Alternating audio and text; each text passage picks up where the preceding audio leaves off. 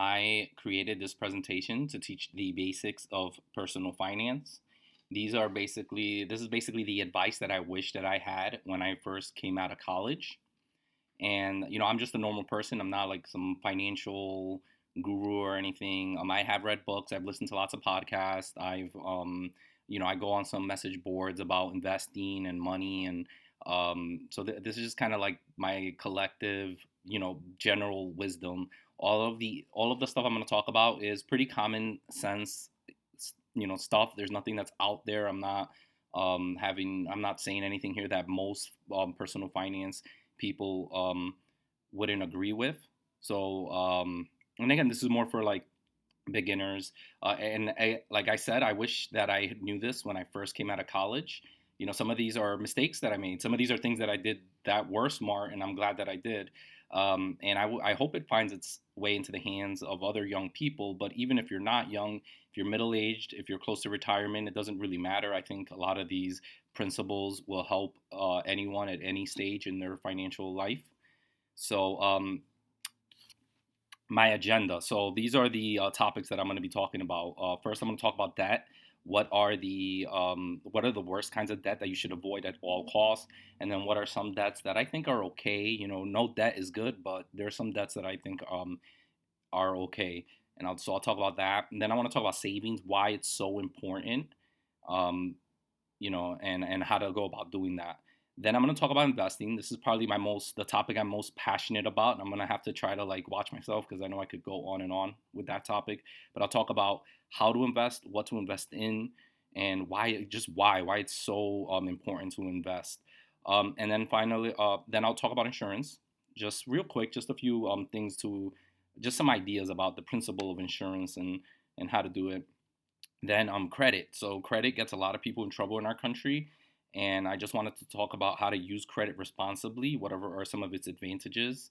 And along with that, I wanted to talk about credit score. Everyone always wants to talk about credit score. They want to increase their credit score. Like, what is the score? Where can you find it? And just some basic ways to increase it. Then I want to talk about taxes. Just there's a few misconceptions about taxes, and again, I'm not an expert. I'm not an accountant. I do my own taxes, but just some basics about taxes. Then I want to talk about scams and pitfalls. Some things that I see a lot in my community that I want you to avoid. And finally, resources, some books and podcasts that I listen to that I think and that I read that I think will come in handy if you want to continue learning. So first, debt. A lot of Americans actually have negative net worth. That means that a lot of Americans are actually more broke than like someone who has nothing but also owes nothing. Debt, like I said, I don't think is ever great to have debt. Like I would just love to live with no debt. It is kind of it's almost like an American tradition to have debt. But there's definitely some debts you should never take out. And I'll start out worst to best. So number one, payday loans. Do not take out a payday loan for any reason whatsoever. So these are these loans that they will give you, like if you have to pay a bill, but you get paid on Friday, they'll have these places, they'll be in the corner. I'd rather you be late on a bill and then take out a payday loan. You're just going to get trapped in a cycle. They have crazy fees. They're very predatory, and they will kind of harass people to try to get their inflated payback. Number two is credit card debt. So, a lot of people don't use payday loans, but a lot of people do have credit card debt. And again, it's not a great debt. A lot of people get credit cards in the name of building their credit, and then they get trapped because sure, you might say you're going to pay it off, but then something comes up. You end up paying more. You end up spending more than you normally would have because studies have shown that people actually feel less pain when they use credit cards. So again, credit cards, it's not great to have credit card debt. In fact, I think you should not have credit card debt. I'm not saying you can't have a credit card, but if you have a credit card, you should be paying it off in full at the end of every month. If you are in credit card debt, that should be one of your number one financial goals, is to try to get out of credit card debt. And don't feel bad if you are. A lot of Americans are. I've been there, so credit card debt, avoid it. Car loans. Really, you should. Car loans are not a great loan to have because a car is a depreciating asset. It goes down in value. So you're going to be having interest compounding on you on something that goes down in value. With that said, cars are expensive, and sometimes your car breaks down. You need a new car. Um, especially now during the pandemic, and I'm not sure when you're watching this video. There can sometimes be some decent financing deals. If you do take out a loan on a car, just be smart about it. All right, don't take out a loan on a car that you can't afford or that is extravagant. If you want to get something extravagant, save up for it. All right, get a reliable, maybe certified pre-owned. I think that's a nice spot. Those cars have a lot of life left. They still have some warranty. Um, so you can. I think something like that is okay. In an ideal world, you would just pay for your car's cash. But I know it's hard to save that type of money. And I have taken out a car loan before, and it worked out okay. I paid it off. I have two cars that had loans. They're both paid off. I'm driving them till they die. Um, Student loans. So again, they're from worst to best. So now they're getting to the point where they might, it might not be the worst thing to have some of this debt if you're smart about it. And the reason is because student loans, now you're investing in yourself. If you can't afford to go to college and you take out a student loan and you get a career that actually, you have a return on your investment, and now you're making a lot more money every year, then that makes sense. But here are some tips. Number one, if you're taking out a student loan, again, return on investment. You need to major in something that will allow you to pay off this loan. So look, go to your job career center at your school and make sure it's like something like nursing, engineering, accounting, things that there's actually jobs out there. I feel bad saying this because I like, things like the arts, but I feel like if you're going to pursue a career in a field like that, like you really need to try to do your best to pay for it cash as you go, because you'll ruin your dream of your dream career if you end up having to work in something that has nothing to do with your dream because you're trying to pay off a loan. And so student loans again, um, return on investment, get a major that will allow you to pay off a loan, and also go to a school that is reasonable. I wouldn't go to a really expensive private school if I'm taking out all loans to go there when there's a state school that might have a comparable program. So so student loans, be careful of them. You don't want to be handcuffed with tens of thousands of of debt. And then probably the best debt that the debt that I think I'm most okay with is mortgage. And the reason is because that is an asset that goes up in value.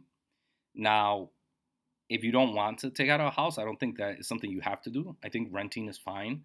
But if you do want to build equity and you really do want to own your own home, I think a home loan is an okay debt to have, and I think in the long run will help you build wealth. Some things about your home loan. You're going to take out a mortgage, obviously.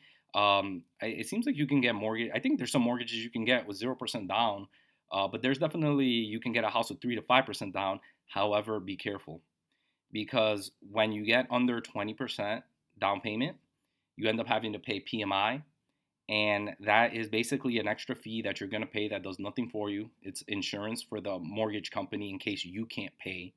And so if you can save a 20% down payment, I think that's ideal. Again, this is one of those things I wish when I was 18 I started setting aside money. When I bought my house, I didn't have a 20% down payment, so I did have to go under and pay PMI. The nice thing is, on some mortgages, the PMI will drop off once you get to 80%. Once you own 80% or 20% of the home, so once your debt is 80% or less or about um, of what the house is worth. Um, so yeah, you can get taken off on some mortgages, and if you can't, you can always do a refinance once you have paid the house down to where you own at least 20% of it. Um, and there are some other things you can do to try to avoid PMI, but I don't want to get too much on that. And then finally, if you are in debt, how to pay it off. I like the debt snowball, which I learned from Dave Ramsey, which is basically you pay your smallest debt first, Some people like the highest interest. Mathematically, that's the better one. But I think, like, behavior wise, the debt snowball will help you get out of debt quicker. That's what worked for me. I had made a big chart of all my debts, and I would just pay the smallest payment. And you knock that one out quick, and you feel like you have momentum, and it just kind of makes you be more passionate about it. So this is all about that. Now, savings. So savings. So I just talked about debt and how debt is not great to have. Well, savings kind of ties in with this because if you don't have savings, you are going to get into debt because emergencies happen. Your car is going to break down, your roof is going to leak, and if you don't have the cash saved, then you're going to have to use credit or some type of financing to pay off for that emergency. Um, and also you're going to be stressed out. That's one of the nice things about savings. Not only will it prevent you from getting out of debt or from going into debt, savings will also just bring you calm to your life because you can tackle most things that pop up. So a good emergency fund is 3 to 6 months of your monthly expenses. So figure out what all your bills are, how much you need, the bare minimum to like buy food and to get to work and all that. And 3 to 6 months of that is a nice emergency fund. Some people do a whole year, but I think that's a lot of money. Um, and I would this range, if you have kids, I probably would go to the higher side, or if you have people depending on you. If it's just you by yourself, or if it's you and a couple, I think I'm kind of, at least personally, I'm fine with a smaller amount because I feel like I can like go through some hardship if I'm the only person that's being impacted. Um, so that's your emergency fund. Make it automatic, your emergency fund. I actually have, out of all of my paychecks, I have a certain amount that goes into my emergency fund. It's automatic, happens every Friday. And, and some of you might be thinking, oh, and then, so a ballpark amount is 15% maybe until your emergency fund is fully funded. You can like play around with that. And it says until your emergency fund is fully funded. But what I have found is that I just have it come out every week, and I never really stop it because when the emergency comes up, then the fund gets depleted a little bit. So I found an amount that seems to work for me that comes out of each paycheck, and I just have it go out into this emergency fund, and so that's how I do it. Make the emergency fund inconvenient to reach. That's another thing. Don't keep it in your regular bank account because you're gonna spend it, right? I have an online bank account that I use, and I don't keep it has checks, but I don't keep them with me, and so it's a little inconvenient to reach. I know I'm not gonna spend it though. I also don't see it every time I log into my account, so I can't get tempted by the amount that I see in there. Um, and another thing about your emergency fund, it's not an investment. Some people say they have emergency funds and then they have it in investments. Investments go down. In fact, a lot of times when investments go down, it might be because there's a problem in the economy, and that might be when you need your emergency fund. But now a lot of it just got depleted. So just keep it in a simple savings account. So that's it on savings. Now investing.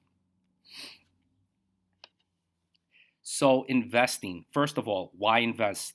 Why invest? So it comes down to this right here: compound interest. Compound interest is amazing. Find the compound interest calculator. It'll blow your mind when you realize how much money grows when it has compound interest. And if you don't know what that is, that's interest on top of your interest, right? So when you invest money, you know, every year, like let's say you got 10% back, then, if you had, $100 and you got 10% interest, well, next year, so you got $10. But next year, when you get interest, you're not getting interest on 100, you're getting interest on 110. So you're going to get a little bit more. Now, this little bit more really blows up the longer you keep investing for. So, for example, $100 a month from 18 to retirement age will make you a millionaire. Now, if you calculate how much $100 is a month for that amount of years, it's actually not that much money. But because of compound interest, it grows so much. So that is why you need to invest to gain compound interest. Another reason you need to invest is something called inflation. So a lot of people want to be safe. They put their money in a savings account and that makes them feel safe. But they feel safer than they really should feel because there's something called inflation, which lowers the value of money. So in the long run, you're actually losing the actual value, the purchasing power of that money. So, that's why just leaving your money in an account, I don't think is a good plan. The stock market has an average return about 10%. So your money will double, and I forgot to write that in here, in roughly about every 7 years. So if you keep it in, and that uses the rule of 72. So if you do 72 divided by 10, 7.2. So about every 7 years or so, your stocks, your any money you have invested in the stock market, on average, will double. Now, of course, the stock market doesn't do 10% every year. That's just the average. So sometimes it'll double a little quicker. Sometimes it'll take longer. Sometimes it can go down, of course. Um, all right. Why invest? Another reason is because of you might be interested in something called the FIRE movement. So this stands for Financial Independence, Retire Early. And what this is basically, it's a play for freedom, right? If you can invest, and make and have enough saved that you don't need to work, you can retire early. And now, what that doesn't mean go sit on the beach. What a lot of people do is then they can pursue their passion. And sometimes you'll find that when you're pursuing your passion, you actually end up making more money. So you might want to be part of that, the FIRE movement. And then again, start early. Starting early is so important. And I don't care what age you are, whoever's watching this, you should start like right now. If if you have $100, you can open up an investment account. You should start right away. All right, what accounts to use? So I actually only talk about one account, one category of account, and those are tax advantaged accounts. The other type of account is a taxable account. And I'm just not going to go too much into that because honestly, I don't think anyone should be using, or most people should not be using taxable accounts unless they've maxed these options out. And I don't think that's going to really be the vast majority of people watching this video. So I'm just going to stick to tax advantaged accounts. So these are the ones that you should use to invest. The reason is because you end up paying, you get tax advantages, right? If you want to, a lot of times we hear about wealthy people not paying taxes. And while I don't know how you feel about that, I'll tell you this. If you want to make money, if you want to be wealthy, you do what wealthy people do. So you figure out how to make taxes work in your favor.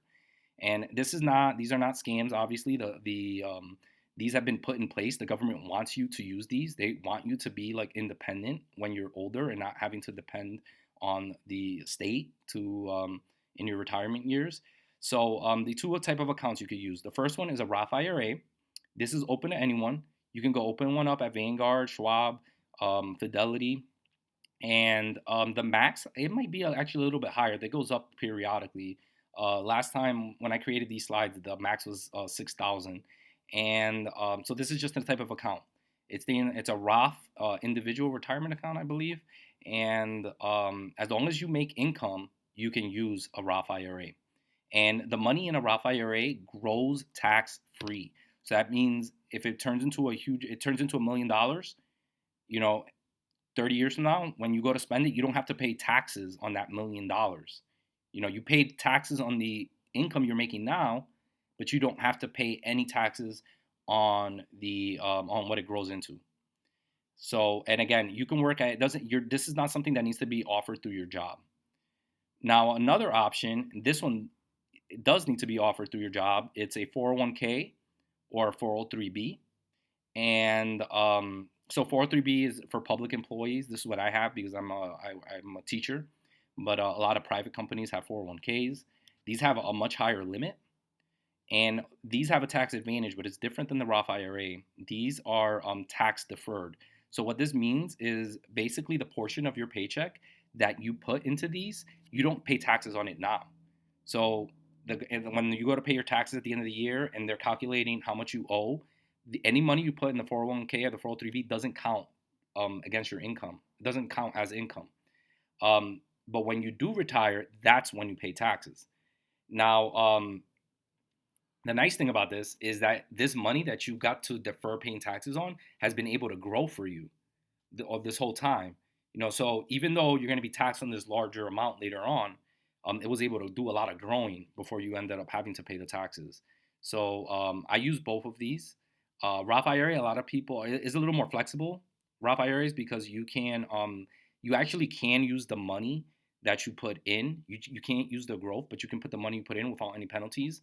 401ks and 403bs, you'll get penalized if you take money out before your retirement age or before you retire. So and there are also Roth 401ks that some places offer, and you can look into that. But definitely, you should be using these type of accounts. All right. So what type of investments?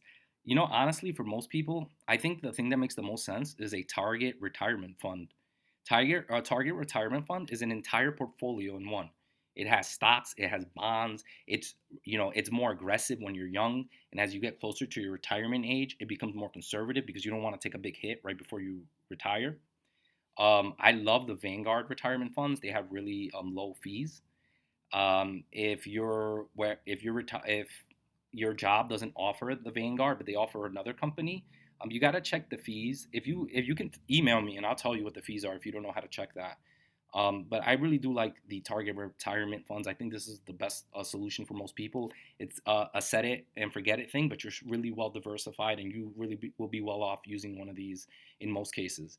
And especially the Vanguard ones. I love the Vanguard one. I love Vanguard in general.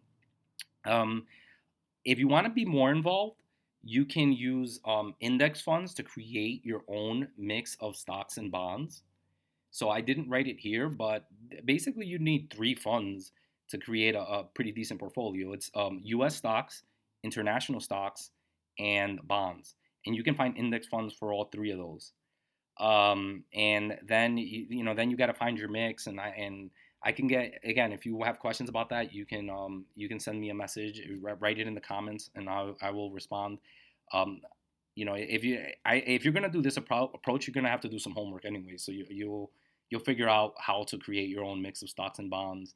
Um, but again, Target Retirement Fund does it all for you. So for most people, I think that this is the best approach. Companies I recommend: Vanguard, Schwab, Fidelity. I or my family have used all of these. I also use T. Rowe Price, and they're pretty good too. Avoid insurance companies. They're going to try to sell you annuities, and I don't think annuities are a great vehicle to build retirement savings. They can come in handy once you hit retirement, maybe, but I'm not going to get into that.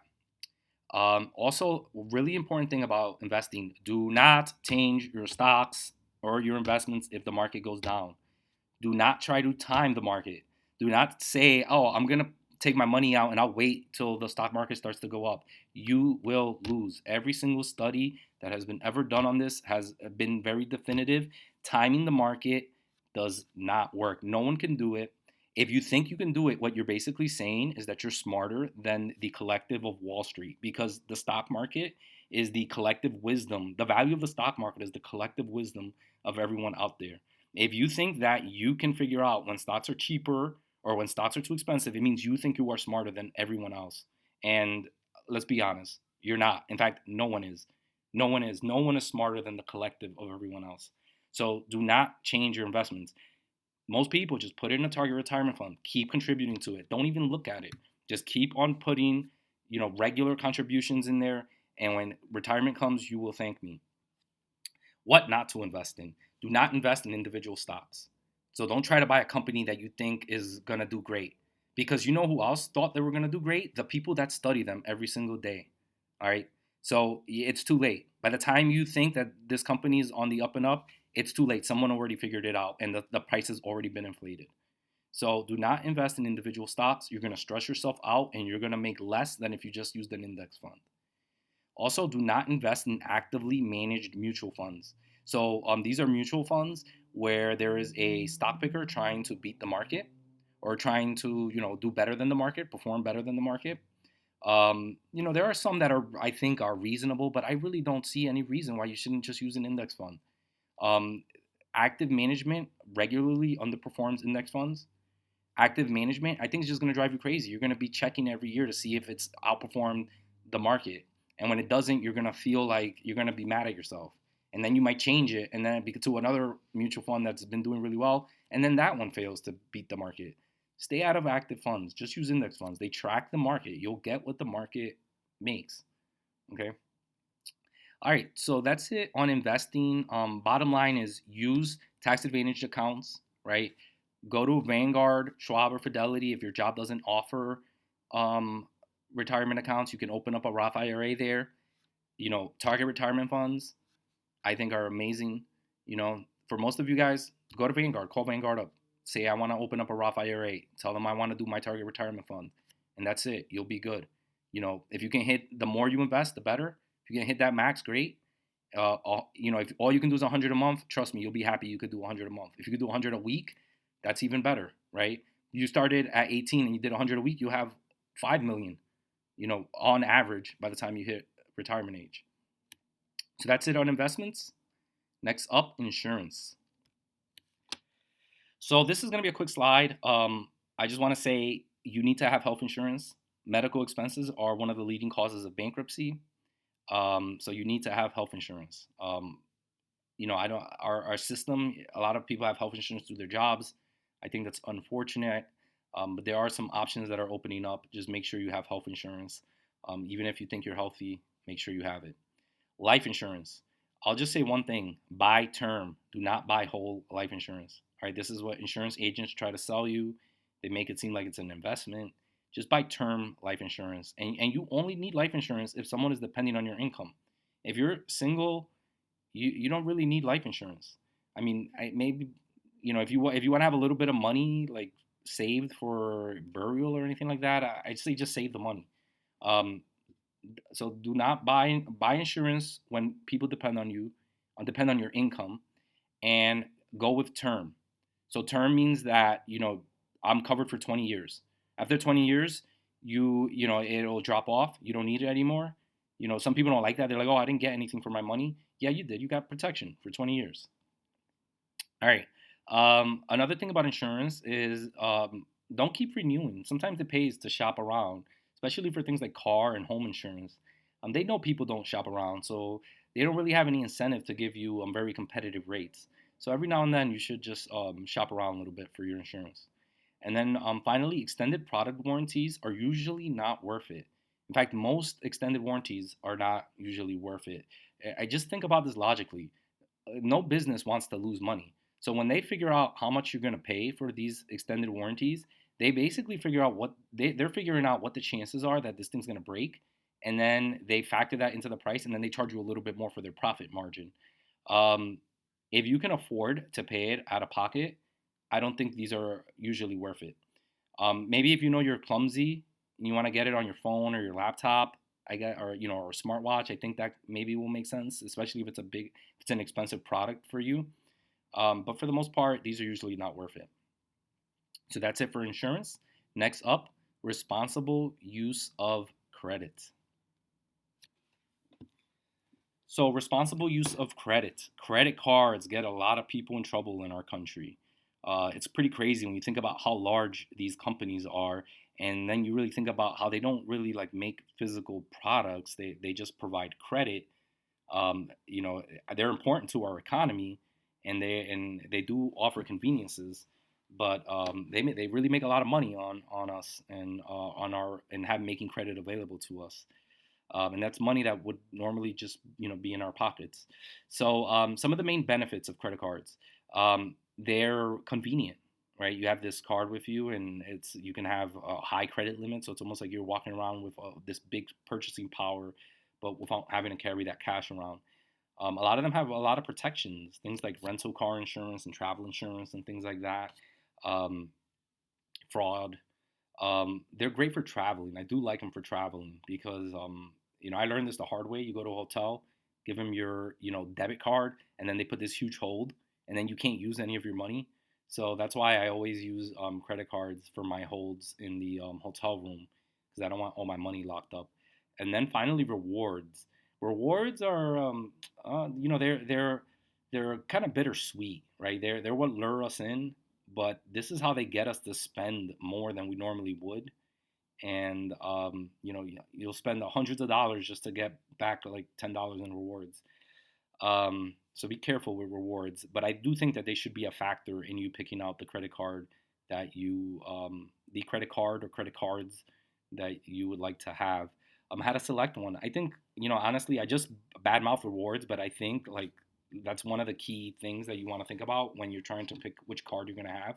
I like the Amazon 5% back card. I like it because just it's 5% back on everything you buy on Amazon, and I buy a lot on Amazon. I do all my Christmas shopping through Amazon. So and the rewards I get, and they're also easy to apply to your Amazon purchases.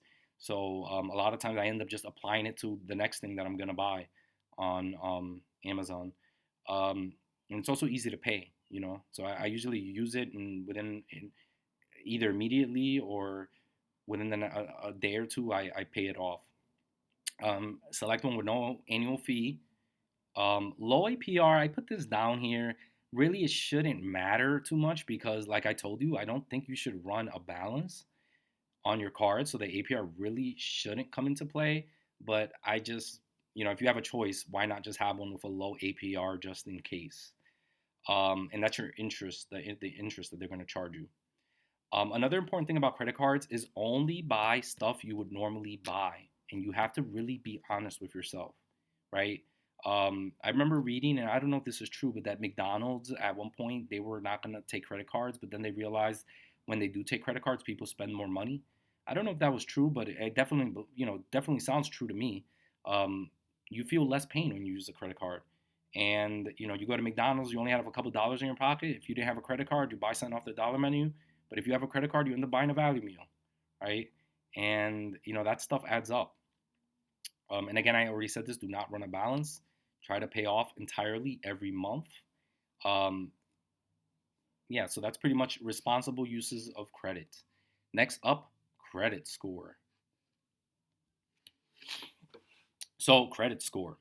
You probably have a credit score. I think almost every adult has a credit score. And even if they don't know what it is, they have it.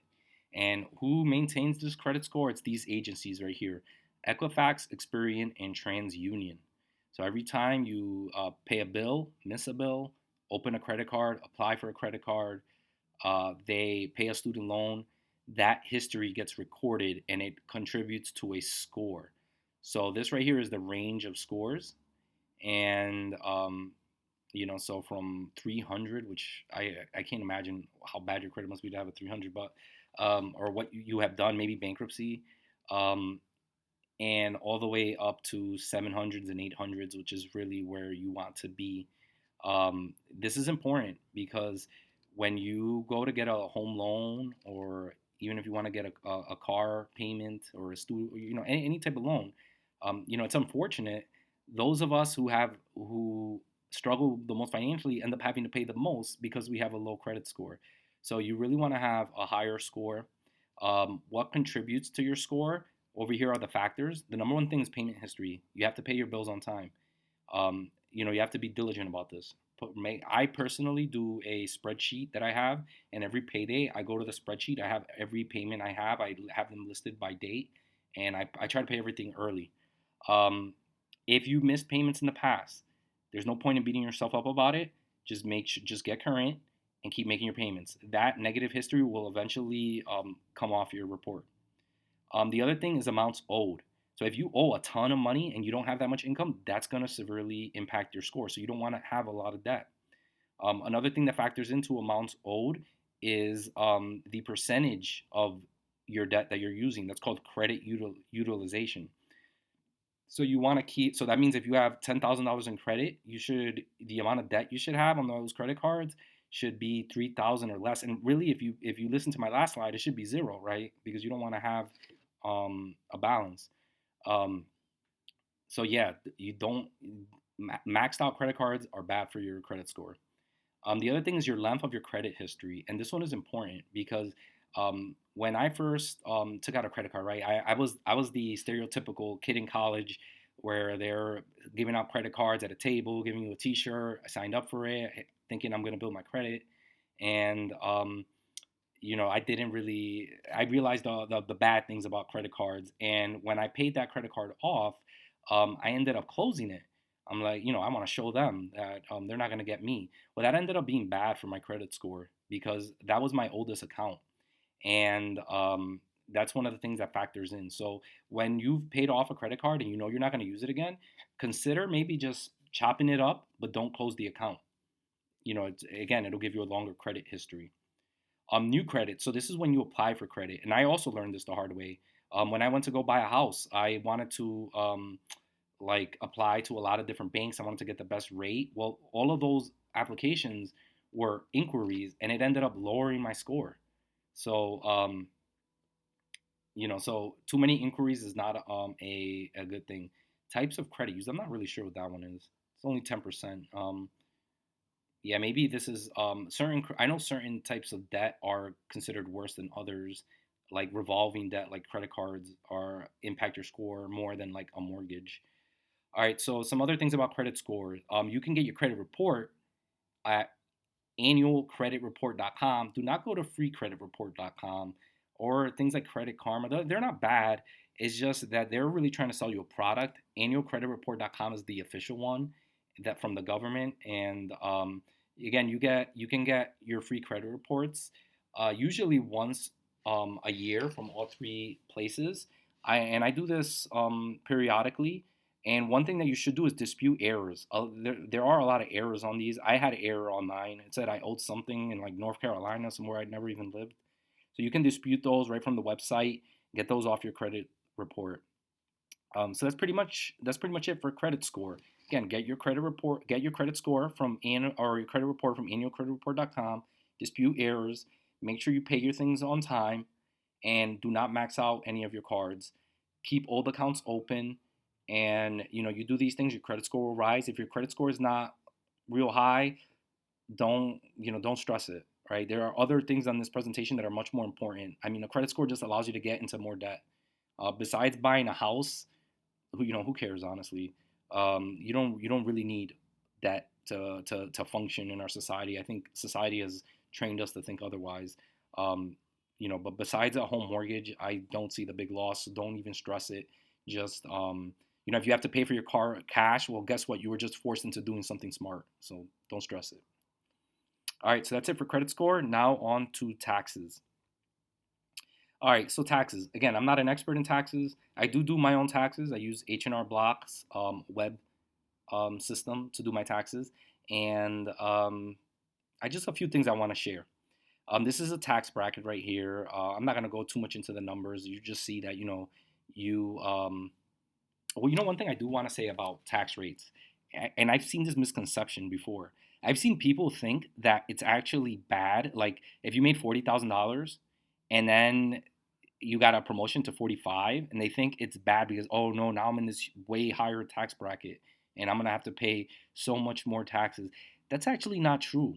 This 9,000 to 40, everyone pays 12% on their income from 9 to 40. So if you get a raise to 45, you only pay 22% on the amount over 40,126, or if you're married, 80,251.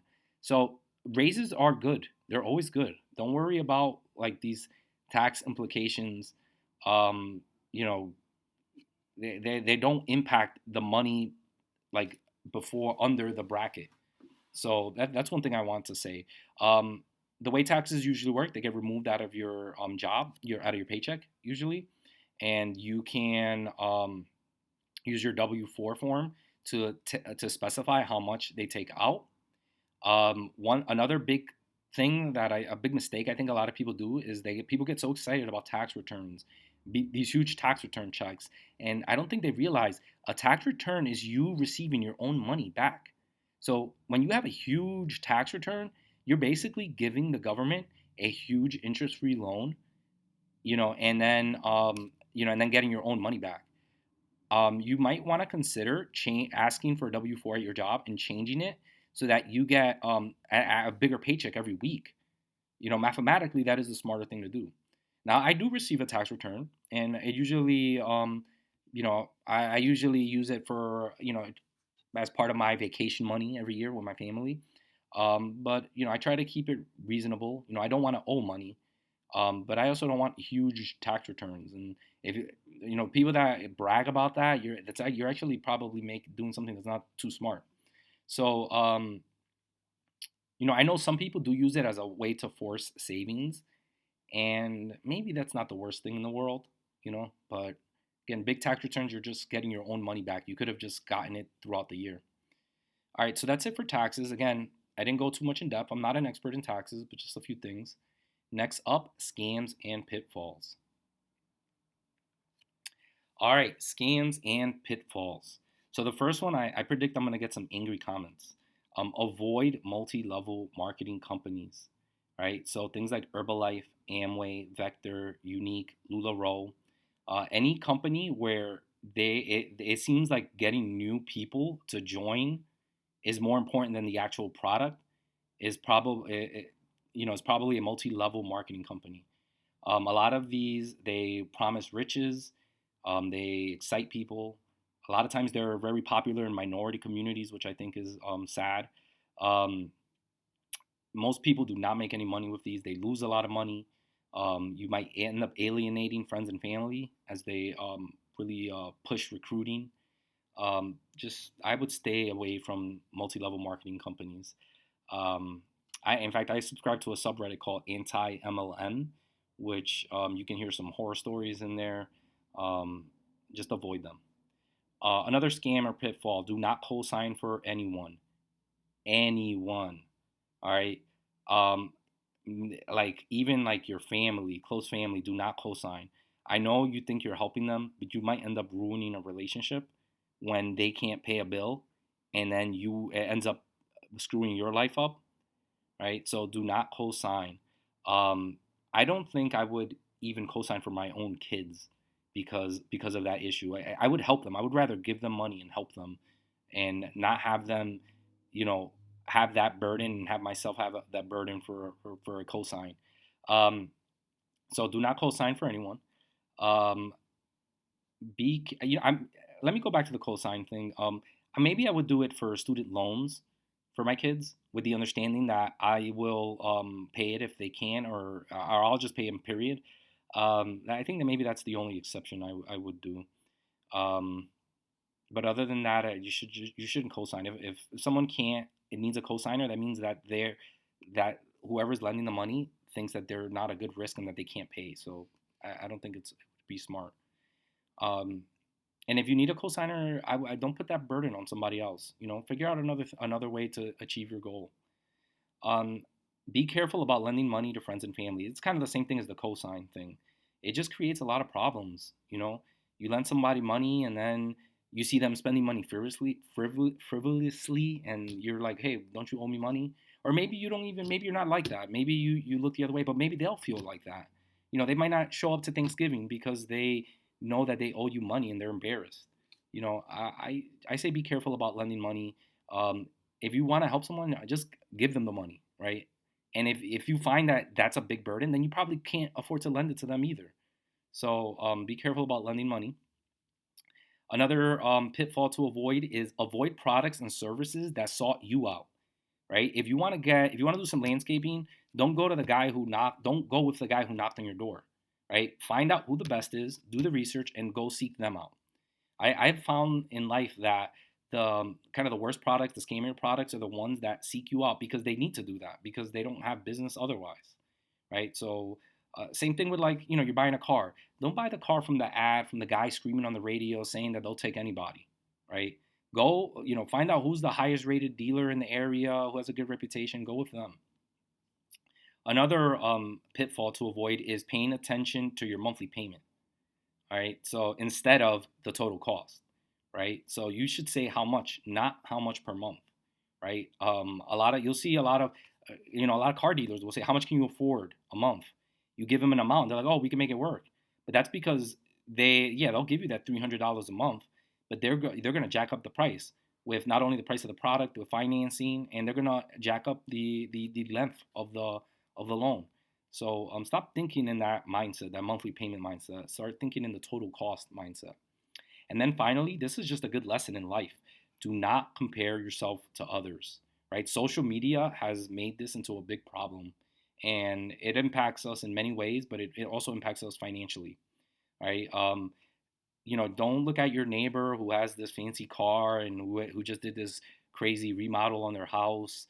Don't compare yourself to them. You don't know what's going on with them. You don't know what kind of financial pressures they have. They might be miserable. Another thing I find is that we end up kind of comparing ourselves to the best parts of everyone else around us. and it can make you feel inferior, right? You're like, wow, look at this person going on this fancy vacation, and look at this person with their house, and look at this person with their car. Well, no one can afford all of those things. People have to prioritize, and you end up comparing yourself to everyone else's priorities. So avoid doing that. Do not compare yourself to others. Um, I think that will serve you well in life. So that's it for scams and pitfalls. Next up, some resources for you to check out. All right, resources. So here are some things where some places you can go to get more information and to keep learning. For podcasts, my favorite podcast is the Dough Roller podcast. It's just common sense advice. I just really agree with the host of that show and everything he says. And he also has a book called Retired Before Mom and Dad. And he also has a Facebook group, Dough Roller Facebook group. So I'm in, I have the book, I listen to the podcast, and I am in the Facebook group. So I love the Dough Roller community. So that's my number one recommendation. Number two, Dave Ramsey. So I love Dave Ramsey.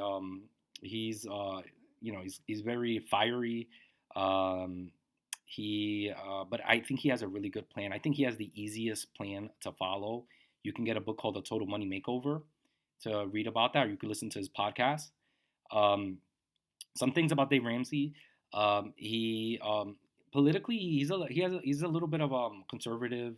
He's like a conservative Christian. It doesn't get too much into the show, and if you don't agree really with that viewpoint, just look past it. I don't think it does. His advice is still good advice. Also, he's very crazy about he believes in no debt whatsoever. He's crazy about it. Um, some people argue against that. I honestly think most people would do great if they followed his plan. And I don't 100% agree with his investing advice. I don't think it's the worst thing in the world, but he does like actively manage funds. I'm an index guy through and through. The studies support indexes. Frankly, I'm kind of surprised he hasn't changed that viewpoint. But with that said, if you did Dave Ramsey's plan, you would be much better off than the majority of people in this country. And the fact that his plan is so easy to follow, I'm willing to live with some of those things that I think are not ideal because so many other parts of his plan I think are excellent. And yeah, I also like the Money Guy show, just general, um, maybe focusing a little bit more on investing, but just general personal finance show. The hosts are fun to listen to and they give good advice. Some other books, The Millionaire Next Door, How Do Wealthy People Really Live, right? There's lots of misconceptions. You think wealthy people drive, Mercedes, and they really drive Fords, right? And you might be surprised. There might be a guy who was, a janitor or a teacher for many years, and you don't realize that person's a millionaire. And they don't flaunt it, and that's why they're a millionaire. And kind of tying along with that is the automatic millionaire, and I think is really a really important philosophy. It just means automate everything.